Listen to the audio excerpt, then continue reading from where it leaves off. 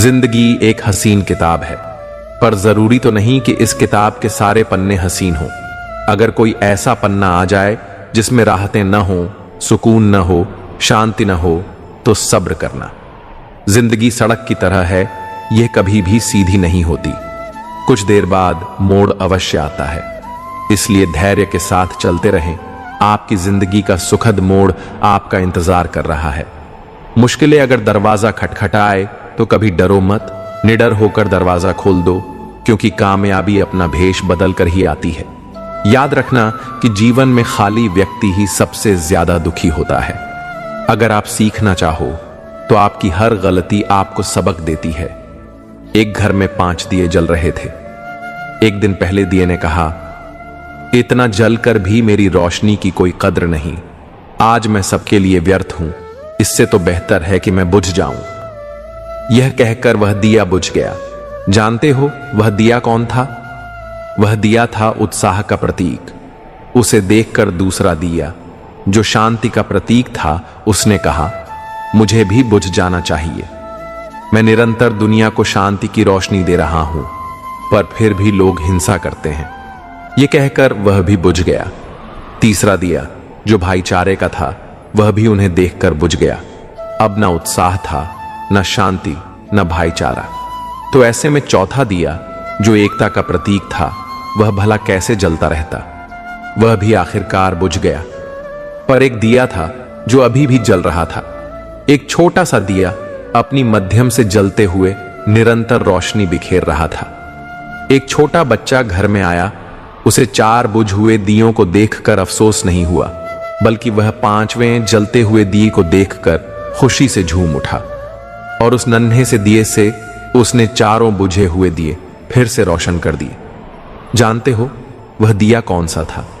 वह दिया था उम्मीद का। वह दिया था आशा का। उम्मीद वक्त का बहुत बड़ा सहारा है। उम्मीद तो हर लहर का किनारा है। मुश्किल वक्त में अगर किसी चीज की बहुत जरूरत है तो वह है उम्मीद की, आशा की, सहयोगी और एक दूसरे के साथ मिलकर खड़े होने के एहसास की। अजीब खेल है ऊपर वाले का, लिखता भी वही है, मिटाता भी वही है, भटकाता भी वही है, राह दिखाता भी वही है। एक समय की बात है जब गरुण देव भगवान श्री कृष्ण की नगरी द्वारका में आते हैं। वहां का वातावरण देखकर उनका मन गदगद हो जाता है। भगवान श्री कृष्ण गरुण देव को अपने पास आया हुआ देखकर कहते हैं, हे पक्षीराज गरुण, आज आप हमारे पास किस प्रयोजन से पधारे हैं? आपके चेहरे की झुर्रियां साफ बता रही हैं कि आप किसी बात को लेकर चिंतित हैं। भगवान श्री कृष्ण की बात को सुनने के बाद गरुण देव कहते हैं, हे प्रभु, मैं आपके पास अपनी एक अबूझ पहेली को लेकर आया हूं, जिसका उत्तर मुझे कोई नहीं दे पा रहा था, इसलिए ही मैं आपके पास आया हूं। तब भगवान श्री कृष्ण कहते हैं, हे गरुण जी, कहिए आपकी वह पहेली कौन सी है जिसे लेकर आप इतना चिंतित हैं? मुझे वह पहेली बताइए, मैं अवश्य ही इसका हल आपको प्रदान करूंगा। हे प्रभु, मेरी पहेली है, दिन में बहन, रात में नारी, सुबह होत बन जाए महतारी। मुझे इस पहेली का हल नहीं मिल पा रहा है, जिसे लेकर ही मैं परेशान हूं। अब भगवान श्री कृष्ण कहते हैं, हे गरुण देव, सत्य में आज आपने एक अत्यंत ही महत्वपूर्ण प्रश्न किया है। इस बात का बखान आपको एक कथा के माध्यम से मैं देता हूं कि इस पहेली का अर्थ क्या है। हे गरुण देव, सुनो। आज से कई वर्ष पहले एक राजा हुआ करते थे। उनका नाम प्रतीक था। राजा प्रतीक एक धर्मनिष्ठ और न्यायप्रिय राजा थे। उनके राज्य में प्रजा सुखी और बहुत संतुष्ट थी, परंतु उनके अपने जीवन में एक बड़ी कमी थी। उनके घर में कोई संतान नहीं थी। समाज में यह बात धीरे धीरे चर्चा का विषय बन गई। लोग राजा प्रतीक को निर्बंध कहकर अपमानित किया जाने लगा। यह शब्द उनके लिए बाण के समान थे। राजा प्रतीक अपने परिवार के प्रति ऐसे ताने को सह नहीं पा रहे थे। वे जानते थे कि संतान का न होना केवल उनका व्यक्तिगत दुख नहीं है, बल्कि उनके राज्य की स्थिरता के लिए भी एक बड़ा प्रश्न है। अपने इस दुख से मुक्ति पाने के लिए राजा प्रतीक ने एक बड़ा निर्णय लिया।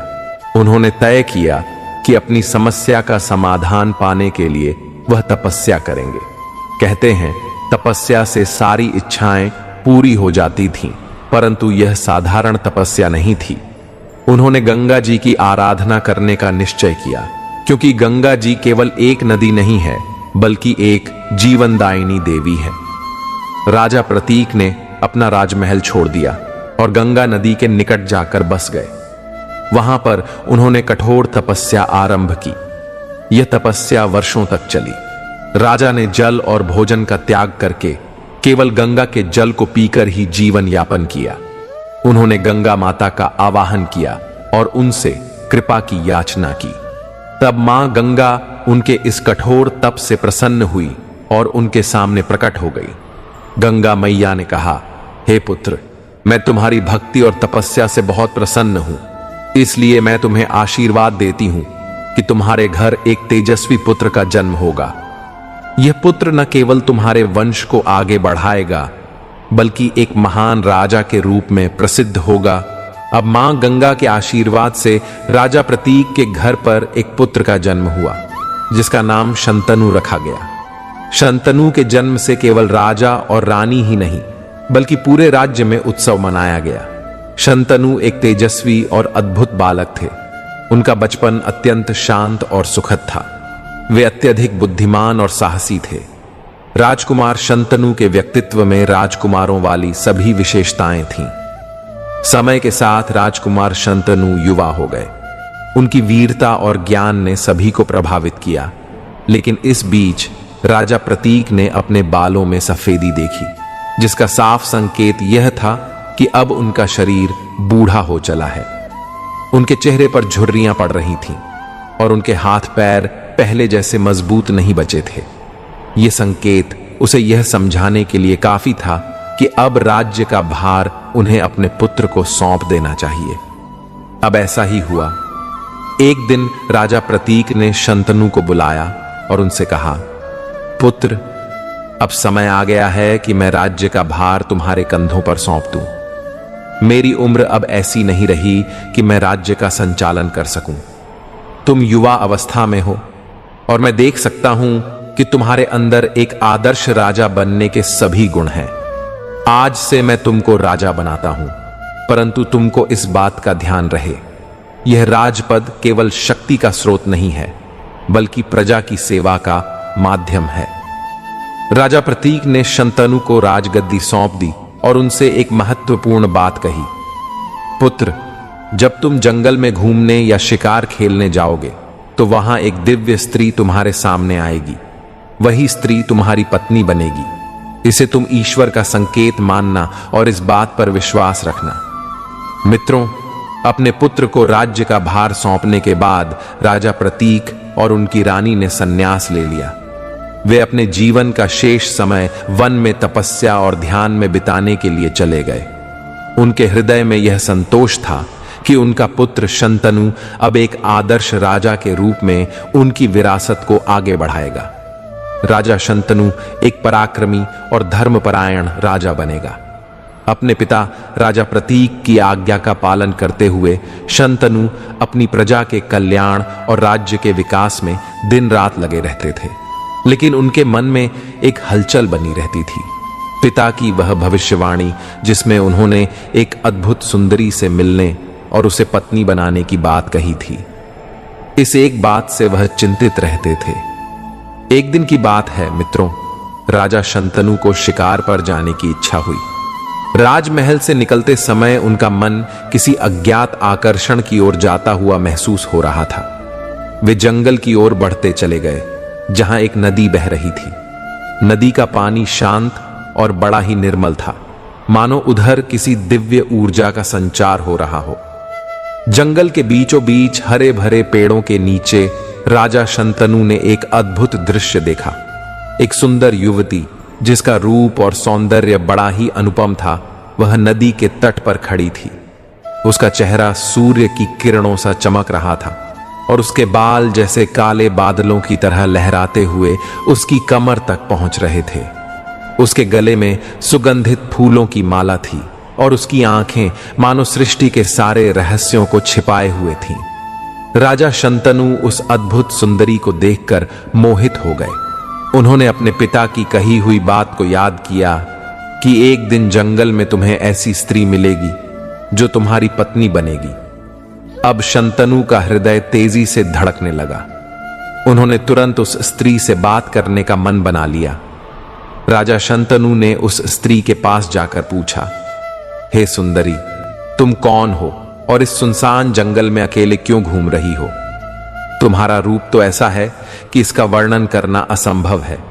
तुम्हारा सौंदर्य मानो धरती पर स्वर्ग का प्रतिबिंब है। मित्रों, वह स्त्री मां गंगा ही थी।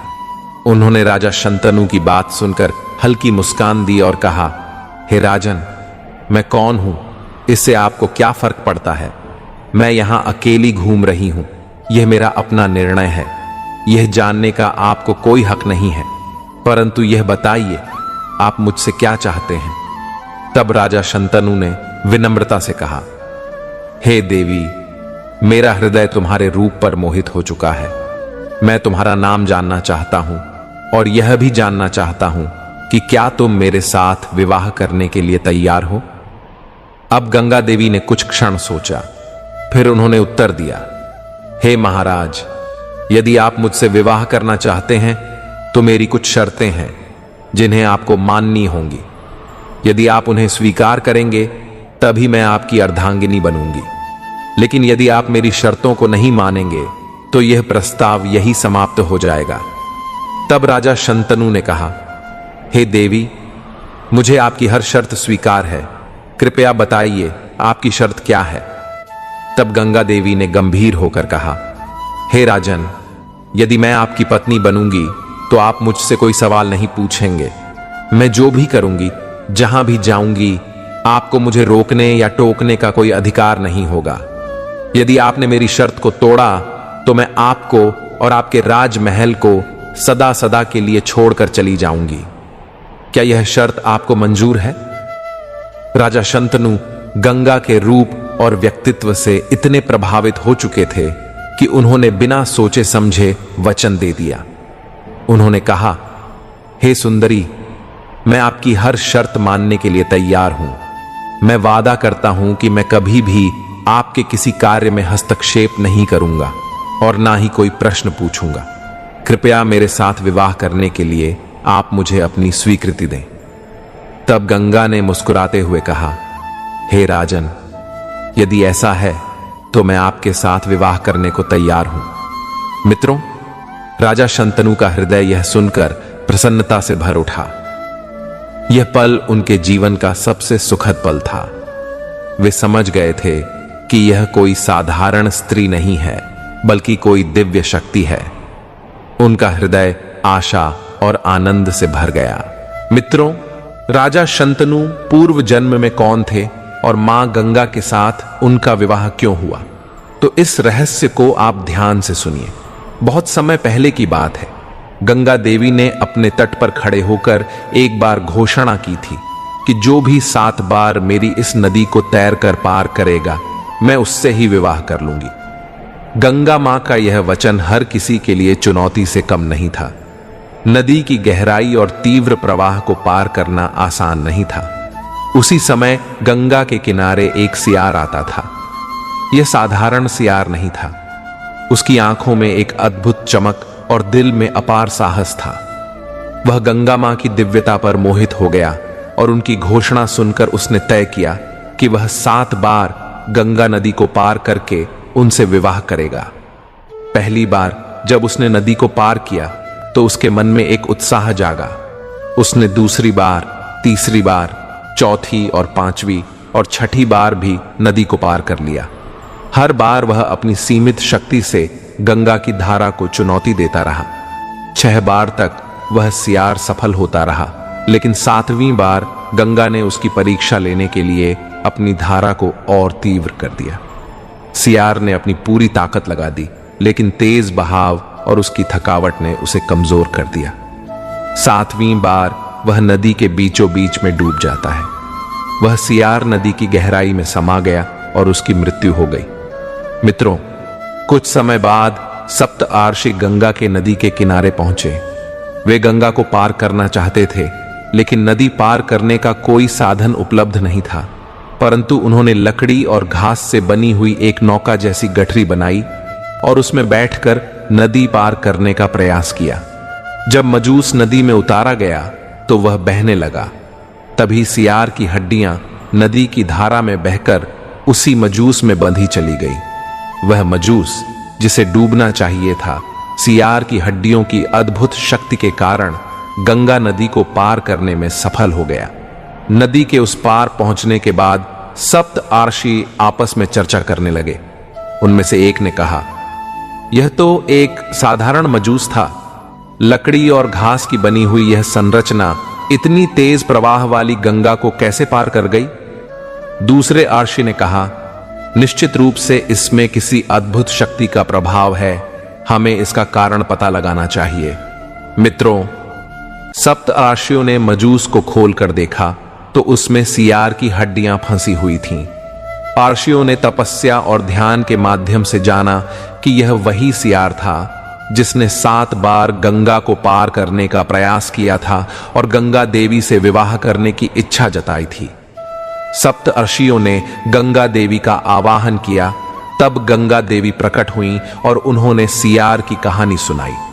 उन्होंने कहा, इस सियार ने मुझसे विवाह करने की इच्छा के कारण 7 बार गंगा को पार करने का प्रयास किया। 6ठी बार यह सफल रहा, लेकिन 7वीं बार यह असफल होकर डूब गया। इसका साहस और भक्ति अद्वितीय है। तब सप्त ऋषियों ने गंगा देवी से कहा, हे देवी, आपने वचन दिया था कि जो 7 बार गंगा को पार करेगा उससे आप विवाह करेंगी। अब आपको अपने वचन का पालन करना चाहिए।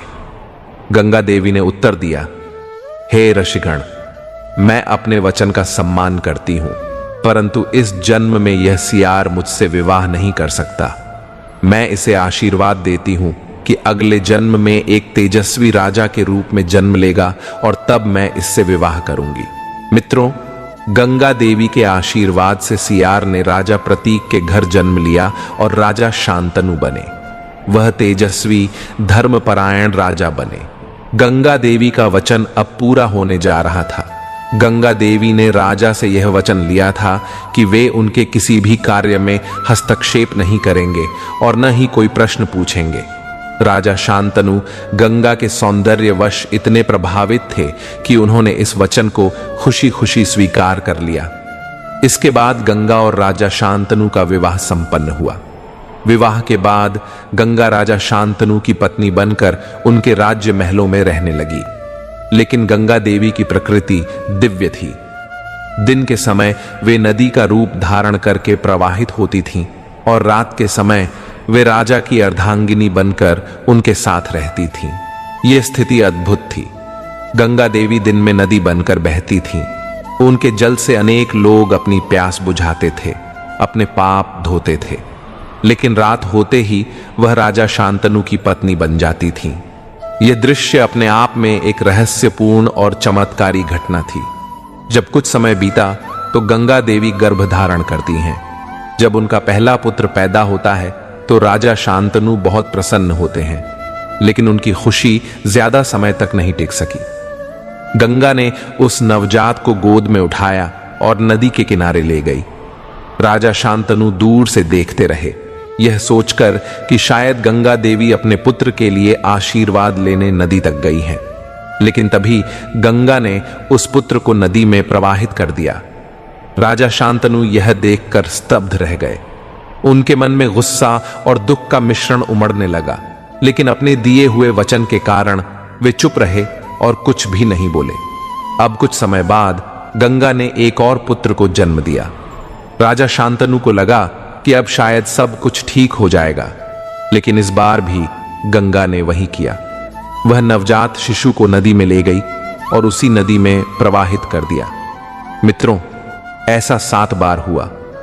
हर बार गंगा एक पुत्र को जन्म देती और उसे नदी में प्रवाहित कर देती। राजा शांतनु का हृदय पिता होने के कारण रोता रहता था और दूसरी ओर उनके दिए हुए वचन का बंधन उन्हें रोकता था। राजा शांतनु धीरे धीरे भीतर से टूटने लगे। वे सोचने लगे, मैंने यह कैसा वचन दे दिया था। ये गंगा मेरे सभी पुत्रों को मार रही है। अगर ऐसा ही चलता रहा तो मेरा वंश कैसे बढ़ेगा, मेरी पीढ़ी कैसे आगे बढ़ेगी। एक माता अपने बच्चों को जीवन देती है, उनकी रक्षा करती है, लेकिन यह कैसी माता है जो अपने ही बच्चों को समाप्त कर रही है। राजा शांतनु का हृदय भारी हो गया। उन्हें यह समझ नहीं आ रहा था कि अब वे क्या करें। उनके मन में गंगा के प्रति प्रेम और क्रोध का मिश्रण था, लेकिन अपने वचन का पालन करना उनकी नैतिकता थी और इसीलिए वे चुप थे। राजा शांतनु बड़े दुखी होते हैं। मित्रों, इधर गंगा राजा शांतनु की कहानी अब अपने सबसे भावनात्मक और रहस्यमय मोड़ पर पहुंच चुकी थी। 7 पुत्रों के बाद गंगा ने 8वें पुत्र को जन्म दिया। राजा शांतनु के मन में कहीं ना कहीं आशा थी कि इस बार कुछ अलग होगा, लेकिन गंगा का व्यवहार हमेशा की तरह ही था। जब गंगा ने 8वें पुत्र को जन्म दिया तो राजा शांतनु के हृदय में एक बार फिर प्रेम और आशा का संचार हुआ। उन्हें लगा कि शायद गंगा अब इस पुत्र को जीवित रखेगी, लेकिन गंगा ने नवजात शिशु को अपनी गोद में उठाया और बिना कुछ कहे उसे लेकर नदी की ओर चल पड़ी। राजा शांतनु ने गंगा को जाते हुए देखा। उनका मन अत्यधिक अशांत हो उठा। वे सोचने लगे, यह गंगा फिर वही करने जा रही है। मैं कैसे चुप रह सकता हूं? यह मेरा पुत्र है, मेरा वंशज है, मैं इसे खत्म नहीं होने दे सकता हूं। जब गंगा नदी के किनारे पहुंच गई और अपने 8वें पुत्र को जल में प्रवाहित करने लगी तो राजा शांतनु का धैर्य जवाब दे गया। उन्होंने गंगा को रोकने के लिए पुकारा। तेज कदमों से उनके पास पहुंचे। राजा शांतनु चिल्ला उठे, अरे गंगा, रुक जाओ, ठहरो। तुमने पहले ही मेरे 7 पुत्रों को मुझसे छीन लिया है, अब मेरे इस 8वें पुत्र को मत मारो। गंगा ने मुड़कर राजा शांतनु की ओर देखा, लेकिन कुछ नहीं कहा। राजा शांतनु अपनी पीड़ा को रोक नहीं पाए और बोले, तुम कैसी मां हो? मां तो अपने बच्चों को जन्म देती है, उनकी रक्षा करती है, लेकिन तुम तो अपने ही बच्चों की हत्या कर रही हो। यह बच्चा तुम्हारे लिए केवल जल में प्रवाहित करने की वस्तु हो सकता है, लेकिन यह मेरा बेटा है, मेरा वंश है, मैं इसे मारने नहीं दूंगा। राजा शांतनु के यह शब्द सुनकर गंगा के चेहरे पर एक गहरी गंभीरता छा गई। उन्होंने शांत स्वर में कहा, हे महाराज, क्या आपको याद है कि आपने मुझसे वचन दिया था? आपने कहा था कि आप मेरे किसी भी कार्य में हस्तक्षेप नहीं करेंगे और न ही कोई प्रश्न पूछेंगे। आज आपने अपना वचन तोड़ दिया है। तब राजा शांतनु ने उत्तर दिया, हां, मैंने वचन दिया था, लेकिन वह वचन इस शर्त पर नहीं था कि तुम मेरे सभी बच्चों को मुझसे छीन लोगी। यह 8वां पुत्र मेरा वंश है, इसे मारने का अधिकार तुम्हें नहीं है। मैं अब और नहीं सह सकता। गंगा ने गहरी सांस ली और अपने आंसुओं को रोकते हुए कहा, हे महाराज, आपका वचन टूट गया है। अब मुझे आपको छोड़कर जाना होगा, लेकिन जाने से पहले मैं आपको यह बताना चाहती हूं कि मैंने ऐसा क्यों किया। गंगा ने राजा शांतनु को बताया, आपके ये 8 पुत्र कोई साधारण बालक नहीं है। ये 8 वसु हैं जो पूर्व जन्म में एक श्राप के कारण धरती पर जन्मे थे। इन 8 पुत्रों में से 7 ने मुझसे प्रार्थना की थी कि मैं उन्हें इस श्राप से मुक्त कर दूं और उन्हें तुरंत मोक्ष प्रदान कर दूं। इसलिए मैंने आपके 7 पुत्रों को नदी में बहाया था, लेकिन 8वां वसु जो आपके इस पुत्र के रूप में जन्मा है, उसे श्राप मिला कि वह जीवन भर इस धरती पर रहेगा। मित्रों, गंगा ने 8वें पुत्र को राजा शांतनु की गोद में सौंपते हुए कहा, महाराज, यह पुत्र आपका और मेरा वंश बढ़ाएगा। इसका नाम देवव्रत रखना। यह न केवल आपका उत्तराधिकारी बनेगा, बल्कि इसका नाम इतिहास में अमर हो जाएगा। राजा ने पूछा, हे देवी गंगा, जिन 7 पुत्रों को तुमने बहा दिया, उनके पूर्व जन्म की क्या कहानी है? हमें विस्तार से सुनाइए। तब देवी गंगा राजा शांतनु को उन 7 पुत्रों की कहानी सुनाती हैं। हे महाराज, मैं आपको इन 7 पुत्रों के पूर्व जन्म की कहानी बताती हूं। यह कहानी न केवल उनके श्राप की है, बल्कि यह भी दिखाती है कि कैसे कर्म और दैवीय न्याय हमारे जीवन को आकार देता है।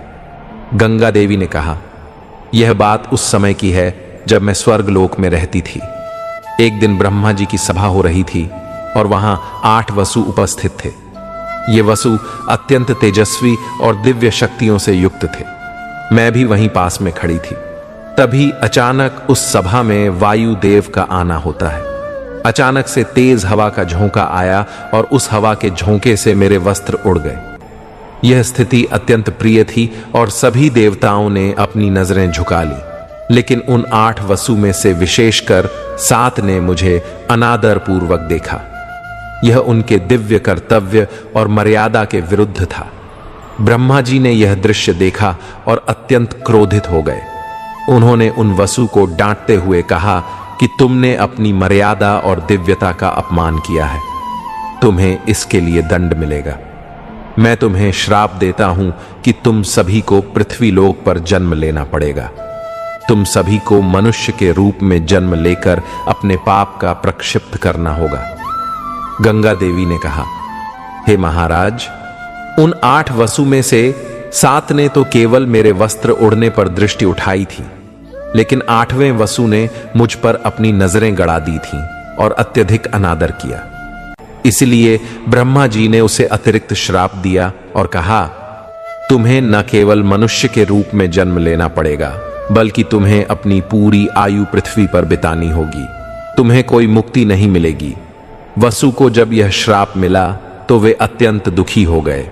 वे ब्रह्मा जी से क्षमा मांगने लगे और अपनी मुक्ति की याचना करने लगे, लेकिन ब्रह्मा जी ने कहा, मैं अपना श्राप वापस नहीं ले सकता।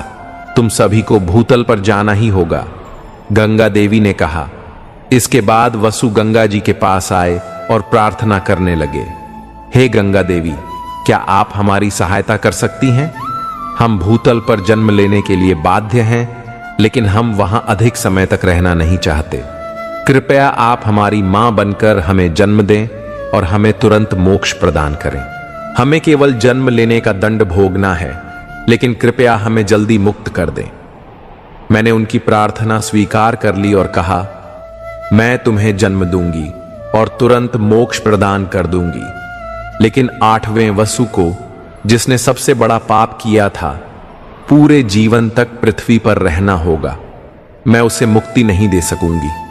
महाराज, आपके 8 पुत्रों में सभी वसु थे। मैंने उन्हें जन्म देकर ब्रह्मा जी के श्राप से मुक्त कर दिया है। मैं वसु के वचन का पालन कर रही थी, लेकिन आपका 8वां पुत्र जो देवव्रत है, वह 8वां वसु है, जिसे अपने कर्मों का पूरा फल भोगना है। यही कारण है कि मैंने 7 पुत्रों को नदी में प्रवाहित किया और केवल 8वें पुत्र को जीवित रखा। यह सब एक विधि का विधान था। गंगा देवी ने राजा शांतनु को समझाया, महाराज, जो कुछ भी हुआ वह दैवीय न्याय के कारण हुआ। मैंने अपने वचन और अपने कर्तव्य का पालन किया है। आपका पुत्र देवव्रत, जो 8वां वसु है, धरती पर एक महान व्यक्ति के रूप में अपनी पहचान बनाएगा। उसका जीवन मानवता के लिए प्रेरणा का स्रोत बनेगा। अब भगवान श्री कृष्ण गरुड़ देव से कहते हैं, हे गरुड़ देव, यह बातें अब राजा शांतनु के समझ में आ जाती हैं। गंगा की बातें सुनकर अपने मन का बोझ कुछ हद तक हल्का महसूस किया। उन्हें अब यह समझ में आ गया था कि उनके पुत्रों की मृत्यु केवल एक दैवीय योजना थी और इसमें किसी का दोष नहीं है। महाभारत काल की अद्भुत कथा गंगा देवी की दिव्यता और उनके जीवन के विभिन्न पहलुओं को दर्शाती है। हे गरुड़ देव, इस कहानी से जो पहेली निकलती है वह गंगा की 3 विशिष्ट भूमिकाओं को समझाने का प्रयास करती है। दिन में गंगा, जो एक नदी के रूप में बहती है, दिन के समय पूरी धरती को अपने जल से सींचती है। उनका प्रवाह कभी थमता नहीं है। उनके जल से प्यासे प्राणी अपनी प्यास बुझाते हैं, किसान अपनी फसलें सींचते हैं और लोग अपने दैनिक कार्यों के लिए गंगा के जल का उपयोग करते हैं। दिन में गंगा का यह निरंतर प्रवाह उनके बहने वाले रूप को दर्शाता है। वह निस्वार्थ भाव से धरती पर जीवन बनाए रखने में मदद करती है। उनके जल में केवल भाव नहीं, बल्कि जीवन का स्रोत है। यही कारण है कि दिन के समय गंगा को बहन के रूप में जाना गया है, क्योंकि वह बहती है। रात के समय गंगा देवी एक विशेष रूप लेती हैं। रात को गंगा देवी अपने नारी रूप में राजा शांतनु के साथ रहती थीं। इस रूप में वह एक पत्नी की भूमिका निभाती थीं, एक साथी, एक स्नेह और समर्पित पत्नी। यह उनकी दिव्यता का एक और रूप था, जहां वह नदी से एक नारी के रूप में परिवर्तित हो जाती थीं। उनका यह रूप उनकी भावनात्मक और मानवीय पक्ष को प्रकट करता है, इसलिए उन्हें रात में नारी कहा गया है। सुबह का समय गंगा की महिमा का सबसे पवित्र पहलू दर्शाता है।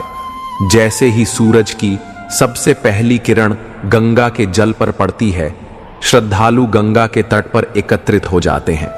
वे गंगा में स्नान करते हैं, अपने पापों से मुक्ति की कामना करते हैं और उन्हें गंगा मैया के रूप में पूजते हैं। गंगा का यह रूप मातृत्व का प्रतीक है। वह अपने जल से केवल प्यास ही नहीं बुझाती, बल्कि अपने भक्तों को शुद्ध करती है, उन्हें पवित्रता का एहसास दिलाती है।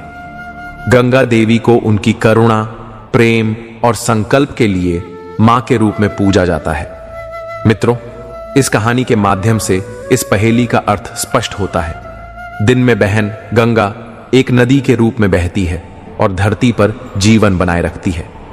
रात को नारी गंगा देवी राजा शंतनु की पत्नी बनकर उनके साथ रहती है।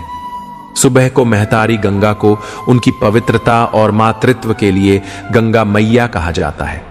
गंगा केवल एक नदी नहीं, वह भारतीय संस्कृति में जीवन, प्रेम और त्याग का प्रतीक है।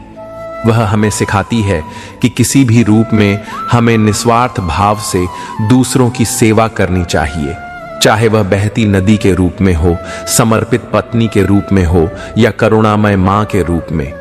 गंगा का हर रूप हमें प्रेरणा देता है। श्री कृष्ण कहते हैं, संसार में चलते समय सतर्क रहना, क्योंकि यहां लोग हवा भी बेच देते हैं गुब्बारों में भरकर। छल और स्वार्थ से भरी इस दुनिया में सच्चाई की पहचान वही कर सकता है जो अपने विवेक का प्रयोग करता है। कल ना हम होंगे, न कोई शिकवा रहेगा, केवल कुछ सिमटी हुई यादों का सिलसिला रह जाएगा। इसीलिए जो समय मिला है उसे मुस्कुराकर बिताओ, क्योंकि कल का फैसला किसी के हाथ में नहीं। उम्र छोटी है, पर जीवन के अनगिनत रंग देखे हैं, फरेब की मुस्कुराहटें देखी हैं और उन्हीं मुस्कुराहटों के पीछे छिपे खंजर भी देखे हैं। यह संसार दिखावे से भरा है, जहां शब्दों से अधिक कर्मों को देखने की आवश्यकता होती है। जो यह सोचता है कि सारे दुख दूर होने के बाद ही मन प्रसन्न होगा, वह एक भ्रम में जी रहा है। वास्तविकता यह है कि जब मन प्रसन्न रहेगा, तब सारे दुख स्वयं ही दूर हो जाएंगे। सुख और शांति बाहर नहीं, भीतर से उत्पन्न होती है। यह मत पूछो कि यह जीवन खुशी कब देगा। जीवन में खुशी खोजने वाले लोग सदा उसकी तलाश में ही रह जाते हैं, बल्कि जिसे यह ज्ञान हो जाता है कि हर परिस्थिति में संतोष रखना ही सच्चा सुख है, वह जीवन में सदा आनंदित रहता है। मरने के बाद क्या होता है यह कोई नहीं जानता, परंतु जो जीवित हैं वे भी सच्चा जीवन नहीं जीते। जो इस क्षण में जीने की कला सीख लेता है, वही वास्तविक रूप से जीवित है। अपना दुख सोच समझकर बांटना, क्योंकि इस दुनिया में सच्चे हमदर्द कम हैं और अवसरवादी अधिक। लोग संवेदनाओं को नहीं, बल्कि अपने स्वार्थ को प्राथमिकता देते हैं। मनुष्य बहुत स्वार्थी होता है। जब वह किसी को पसंद करता है तो उसमें कोई बुराई नहीं देखता, और जब किसी से नफरत करता है तो उसकी कोई अच्छाई नजर नहीं आती। यह जीवन का सबसे बड़ा भ्रम है, जिसे तोड़ना आवश्यक है। ताला चोर के लिए कोई बड़ी बात नहीं, लेकिन जो लोग दिल में बसे होते हैं उन्हें ईमानदारी से पहचानना सबसे कठिन होता है। इस संसार में दिखावे और असली स्नेह में भेद करना आवश्यक है, क्योंकि जो सच्चे हैं वे सदा तुम्हारे साथ रहेंगे। हम अक्सर किसी के द्वारा खींची गई 2-3 लकीरों को अपनी तकदीर समझ बैठते हैं, जबकि वास्तविकता यह है कि तकदीर केवल हमारी मेहनत और सोच से बनती है। भाग्य केवल उन लोगों का साथ देता है जो अपने कर्मों को सर्वोपरि रखते हैं। अपने सत्य, अपने आत्मसम्मान और अपनी मेहनत को जीवन का आधार बनाओ। यही जीवन की वास्तविक दिशा है और यही सच्ची शांति की ओर ले जाने वाला मार्ग है। श्री कृष्ण कहते हैं, जब व्यक्ति आगे बढ़ता है तब उसके दोस्त और दुश्मन दोनों बढ़ते हैं। यह संसार ऐसा ही है। जो सफलता की ओर बढ़ता है उसे देखने वाले भी बढ़ जाते हैं, कुछ सराहना करने के लिए और कुछ गिराने के लिए। इस दुनिया में दो चीजों का अंदाजा लगाना असंभव है, एक मां की ममता और दूसरे पिता की क्षमता। मां का प्रेम और पिता का त्याग दोनों ही असीमित होते हैं, जिनका मूल्य तब समझ आता है जब वे हमारे साथ नहीं होते। आत्मा सदैव जानती है कि सही क्या है और गलत क्या है, लेकिन मनुष्य के सामने सबसे बड़ी चुनौती इसे समझने और स्वीकार करने की होती है। जो व्यक्ति अपनी अंतरात्मा की आवाज को सुनना सीख लेता है वह कभी गलत निर्णय नहीं लेता। बड़े लोगों से रिश्ता रखने से केवल सलाम मिलती है, लेकिन छोटे और सच्चे लोगों से रिश्ता रख, क्योंकि वे आधी रात को भी तुम्हारे साथ खड़े रहेंगे। जो बिना स्वार्थ के तुम्हारा साथ दें वही सच्चे संबंध होते हैं। जीवन में कभी भी घमंड मत करो। लाखों की गाड़ी एक चाबी और ब्रेक पर निर्भर करती है, करोड़ों का घर ताला और चाबी पर निर्भर करता है। इसी प्रकार मनुष्य का व्यक्तित्व उसकी सोच, स्वभाव और संस्कार पर निर्भर करता है। अहंकार चाहे कितना भी बड़ा क्यों ना हो, एक छोटी सी परिस्थिति उसे चूर में मिला सकती है। ईश्वर केवल उन्हीं पर कठिन परीक्षाएं भेजते हैं जिन पर उन्हें भरोसा होता है कि वे उसे जीत सकते हैं। सत्य का साथ देना सरल नहीं होता, क्योंकि सच के मार्ग पर चलने की हिम्मत हर किसी में नहीं होती, लेकिन जो इस मार्ग पर अड़िग रहता है वही अंततः विजय होता है। स्मशान सबसे निष्पक्ष स्थान है। वहां ना अमीर की शान चलती है, न गरीब की मजबूरी। वहां सबका बिस्तर एक समान होता है। यही जीवन की सबसे बड़ी सच्चाई है, जिसे जितनी जल्दी समझ लो उतना ही शांतिपूर्ण जीवन होगा। कुछ लोग पास रहकर भी साथ नहीं देते और कुछ लोग दूर रहकर भी जीने की वजह बन जाते हैं। सच्चे संबंध दूरी से नहीं, भावना से बनते हैं। जो मन से तुम्हारे साथ है वही वास्तव में तुम्हारा है। समय के पास इतना समय नहीं है कि वह तुम्हें दोबारा समय दे सके, इसलिए जो करना है अभी करो। अवसर को पहचानो, क्योंकि जो समय एक बार निकल जाता है वह लौट कर नहीं आता। हर कोई मुझे जिंदगी जीने का तरीका सिखाना चाहता है, लेकिन वे नहीं जानते कि कुछ ख्वाब अधूरे हैं, वरना जीना तो मुझे भी आता है। जीवन दूसरों की अपेक्षाओं पर नहीं, बल्कि अपने सपनों और अपनी सच्चाई पर जीना चाहिए। इतने कमजोर मत बनो कि कोई तुम्हें तोड़ सके, बल्कि इतने मजबूत बनो कि जो तुम्हें तोड़ने का प्रयास करे वही स्वयं टूट जाए। आत्मविश्वास और धैर्य ही सबसे बड़ी शक्ति है। इतनी देर मत करना वापस लौटने में कि ताले भी बेअसर हो जाएं और चाबियां भी बेकार साबित हों। कुछ रिश्ते, कुछ मौके और कुछ अवसर ऐसे होते हैं जो यदि समय पर नहीं संभाले गए तो वे सदा के लिए हाथ से निकल जाते हैं। अपने कर्मों को इस प्रकार बनाओ कि जब समय बदले तो तुम्हारा आत्मसम्मान बना रहे, और जब जीवन समाप्त हो तो तुम्हारा नाम अच्छाइयों में लिया जाए। श्री कृष्ण कहते हैं, दिल को शांति केवल अनुभव से ही मिलती है। सच्चा आनंद बाहरी दुनिया में नहीं, बल्कि भीतर के संतुलन में है। जो स्वयं से ईमानदारी से प्रेम करता है वही दूसरों से भी सच्चा प्रेम कर सकता है। स्वयं को स्वीकारना और अपने भीतर की सच्चाई को पहचानना ही वास्तविक प्रेम की नींव है। अक्सर लोग पूछते हैं कि उनके मन में आने वाले नकारात्मक और अशुद्ध विचारों से कैसे छुटकारा पाया जाए। विचारों का उतार चढ़ाव मनुष्य के मन पर प्रभाव डालता है, लेकिन जो ध्यान और आत्मचिंतन का अभ्यास करता है वह अपने विचारों को नियंत्रित करना सीख जाता है। मन को शुद्ध करने के लिए उसे शांति की ओर मोड़ना आवश्यक है, और ध्यान ही वह माध्यम है जो हमें इस दिशा में ले जाता है। कामयाबी उन्हीं के लिए होती है जो उसके दरवाजे पर स्वयं प्रयास करते हैं। केवल इच्छा रखने से कुछ नहीं होता। जब तक तुम उसे पाने के लिए आवश्यक परिश्रम और धैर्य नहीं रखते, सफलता किसी को उपहार में नहीं मिलती, उसे अर्जित करना पड़ता है।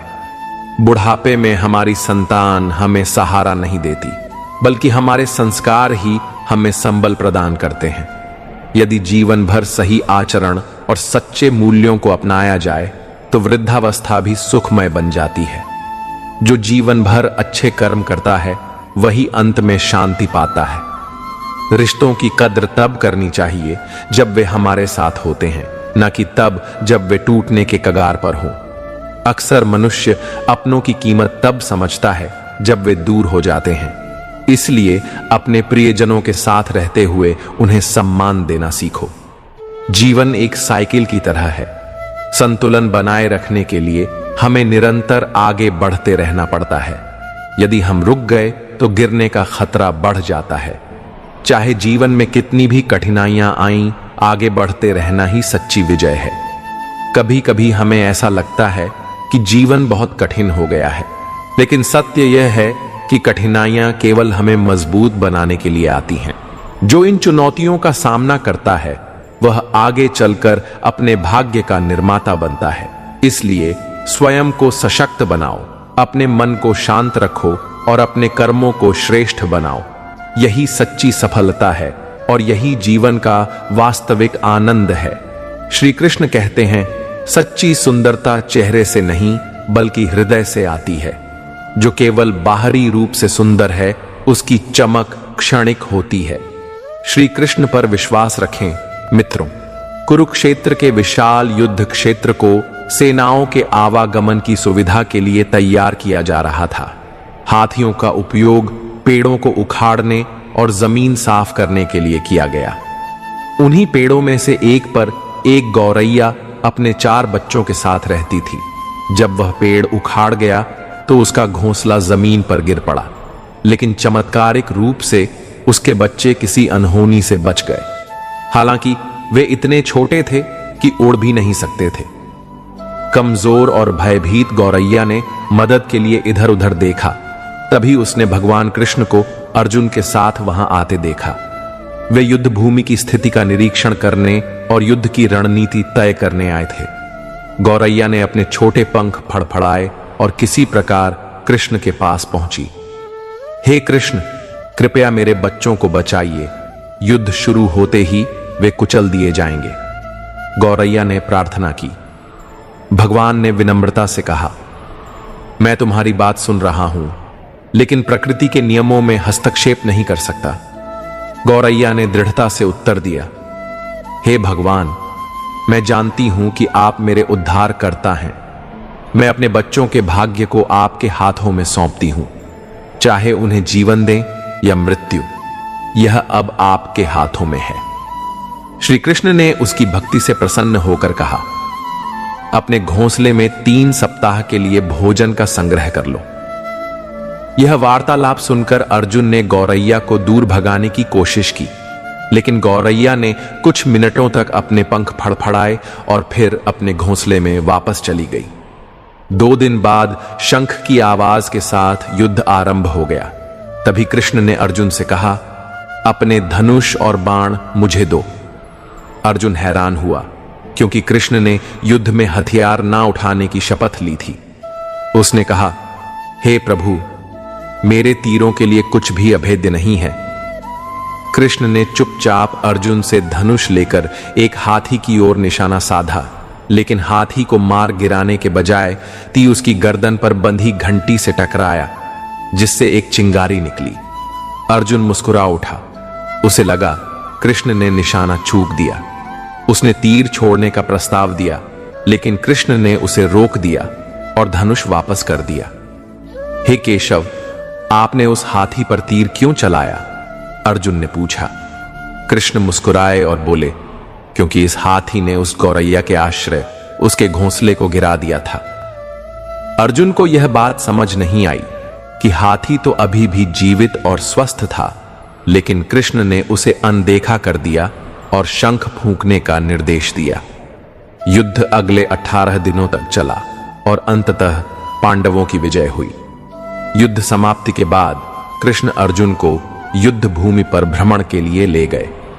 युद्ध के मैदान में बिखरे शव अंतिम संस्कार के लिए प्रतीक्षारत थे और पूरा क्षेत्र निर्जीव शरीरों, बेजान सीढ़ियों और हाथियों से अटा पड़ा था। कृष्ण एक स्थान पर रुके और एक हाथी की घंटी की ओर इशारा किया।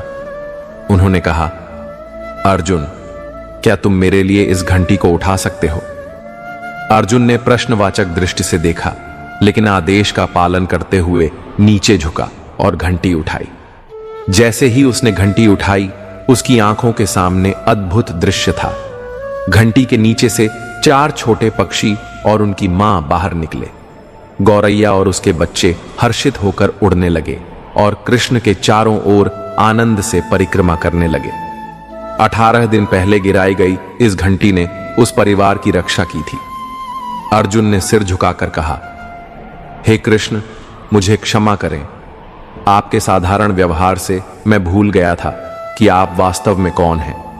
इस कहानी का सार यह है कि सच्ची श्रद्धा और विश्वास के साथ भगवान को समर्पित होने पर वह अवश्य हमारी रक्षा करते हैं। गौरैया की अपने बच्चों को बचाने की प्रार्थना और उसकी दृढ़ भक्ति ने भगवान को भी उसकी सहायता के लिए प्रेरित किया।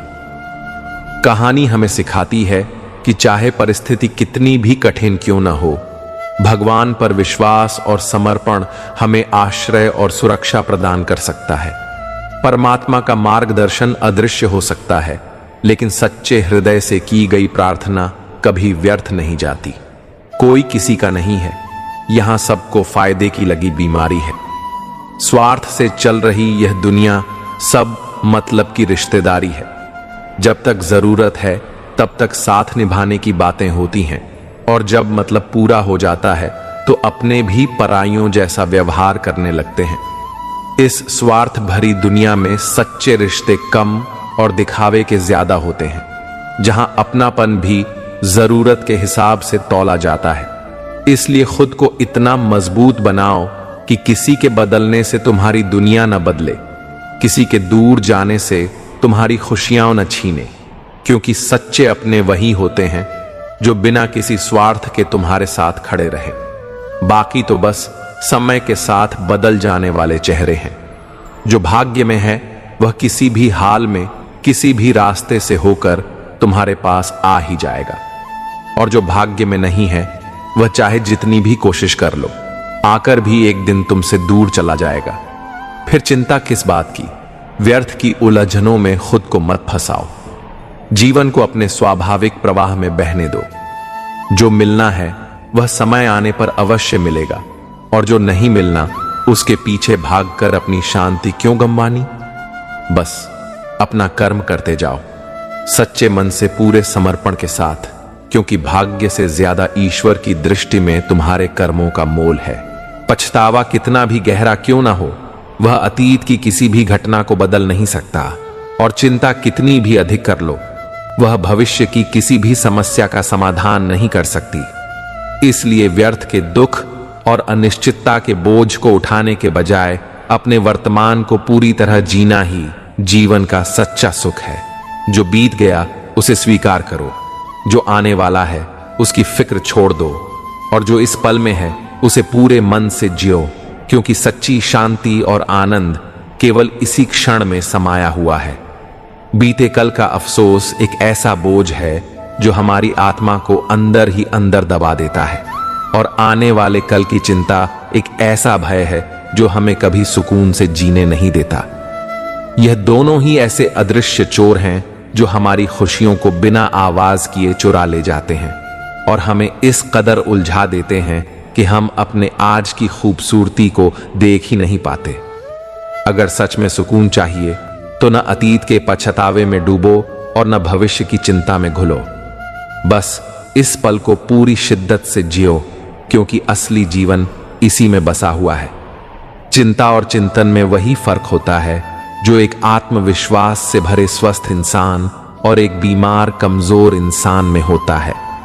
चिंता मन को जकड़ लेती है, हमें अंदर से खोखला कर देती है, नकारात्मक विचारों से घेर लेती है, और धीरे धीरे हमारी शक्ति को समाप्त कर देती है, जैसे कोई बीमारी शरीर को कमजोर बना देती है। वहीं चिंतन एक जागरूक मन की पहचान है, जो समस्याओं का हल खोजने में लगा रहता है, जो परिस्थितियों को समझकर आगे बढ़ने का मार्ग दिखाता है, जैसे एक स्वस्थ और आत्मविश्वास से भरा इंसान हर कठिनाई का सामना करने के लिए तैयार रहता है। इसलिए अगर जीवन में सफलता और शांति चाहिए तो चिंता को त्याग कर चिंतन को अपनाओ, क्योंकि चिंता सिर्फ थका जाएगी, लेकिन चिंतन रास्ता दिखाएगा। सुबह से शाम तक मेहनत करने वाला इंसान शारीरिक रूप से थक सकता है, लेकिन उसकी ऊर्जा बनी रहती है, क्योंकि उसका मन संतुष्टि से भरा होता है। मगर क्रोध और चिंता यह ऐसे विष हैं जो महज 1 घंटे में ही इंसान की सारी शक्ति को चूस लेते हैं। उसके मन मस्तिष्क को बेचैनी और अस्थिरता से भर देते हैं। चिंता अनादि डर को जन्म देती है और क्रोध उस डर को गलत दिशा में बहा देता है, जिससे इंसान मानसिक रूप से इतना थक जाता है कि उसकी सोचने समझने की क्षमता तक प्रभावित हो जाती है। इसलिए अगर सच्ची थकान से बचना है तो परिश्रम करो, लेकिन मन को शांत रखो, क्योंकि मेहनत करने से नहीं बल्कि नकारात्मक भावनाओं से इंसान सबसे ज्यादा थकता है। यादें उन चींटियों की तरह होती हैं जिनका कोई हिसाब नहीं होता। आप नहीं जानते कि उनके अंदर कितना कुछ छिपा हुआ है, लेकिन जब एक याद बाहर आती है तो फिर वह इतनी सारी और गहरी यादों को लेकर आती है कि आप सोच भी नहीं सकते। जैसे चींटियों का एक छोटा सा झुंड अचानक बाहर निकलकर सब कुछ इकट्ठा कर लेता है, ठीक वैसे ही एक पुरानी याद आपके मन में आते ही सारी यादें आपके अंदर फिर से बहने लगती हैं। ये यादें कभी खुशियां देती हैं तो कभी दर्द, लेकिन हर याद का अपना एक एहसास होता है। और जैसे चींटियां लगातार काम करती हैं, वैसे ही इन यादों का असर भी लंबे समय तक चलता है। चिंता और चिता के बीच बस एक बिंदु का फर्क होता है। चिंता उस अग्नि की तरह है जो धीरे धीरे हमारे मन और शरीर को जला देती है, हमें हर पल बेचैन कर देती है। ये हमें हमारे वर्तमान को खोने पर मजबूर करती है, हमारी शांति को छीन लेती है और हर कदम पर डर और तनाव को बढ़ाती है। वहीं चिता वह अग्नि है जो शरीर को अंतिम विश्राम देती है, और एक बार जब शरीर की चिता जलती है तो सारी चिंता, सारी तकलीफें समाप्त हो जाती हैं। चिता हमें इस दुनिया से अलविदा लेती है, लेकिन चिंता हमें अपने जीवन से जूझते रहने के लिए विवश करती है। इसलिए यह समझना जरूरी है कि चिंता हमें जिंदा रहते हुए भी मरने जैसा एहसास कराती है, जबकि चिता केवल शरीर को शांति देती है। जिंदगी वाकई जख्मों से भरी हुई है। हर मोड़ पर हमें दर्द, आघात और तकलीफों का सामना करना पड़ता है, लेकिन इस दर्द से भागना या उसे सहन करना ही समाधान नहीं है। हमें समय को अपना मरहम बनाना सीखना होगा, क्योंकि वक्त खुद को ठीक करने का सबसे सशक्त औजार है। जब हम अपनी मुश्किलों का सामना करते हैं तो यही वक्त हमें सबक सिखाता है और हमें मजबूत बनाता है। हारना तो है, मौत के हाथों एक दिन सभी को अपनी अंतिम यात्रा पर जाना ही होगा, लेकिन फिलहाल जब तक जिंदगी का यह खूबसूरत समय हमारे पास है, हमें उसे पूरी तरह से जीना सीखना चाहिए। हमें अपनी इच्छाओं, अपने सपनों और अपनी आकांक्षाओं के साथ हर दिन कुछ जीना चाहिए, क्योंकि यही वह समय है जो हमारे पास है। लोग पूछते हैं, तुम इतने खुश कैसे रहते हो? हमने कहा, हम किसी की खुशी देखकर जलते नहीं और अपना दुख किसी पर थोपते नहीं। जैसे चूहा पिंजरे में इसलिए फंसता है क्योंकि उसे समझ नहीं आता कि पिंजरे में रखा खाना मुफ्त क्यों है, वैसे ही जीवन में मुफ्त में मिलने वाली चीजों से सावधान रहो। दुनिया में हर इंसान एक जैसा नहीं होता। जो तुम्हारे साथ खड़ा है उसका साथ दो, और जो तुम्हें त्याग चुका है उसे जाने दो। कभी जब खुद दर्द से गुजरो तभी दूसरों के दर्द का सही एहसास कर पाओगे। यह संसार जितनी भीड़ में जी रहा है, उतने ही लोग अकेले होते जा रहे हैं। हर किसी को केवल समय ही नहीं, समझ की भी जरूरत होती है। किसी के साथ का आदी मत बनो, क्योंकि अगर तुम अपनी खुशियों को किसी और की फुर्सत और मूड पर छोड़ दोगे तो वे कभी पूरी नहीं होंगी। सच बोलने का साहस रखना है तो अकेले चलने का भी हौसला रखना जरूरी है। दुनिया में मतलब की बात समझना आम बात है, लेकिन किसी बात का असली मतलब समझना एक खास पहचान है। जिंदगी की हर समस्या के 3 ही समाधान होते हैं, स्वीकार करो, बदल दो या फिर उसे छोड़ दो। रिश्ता निभाना तो उस पुराने घर से सीखो जो खंडहर बनने के बाद भी जमीन का साथ नहीं छोड़ता।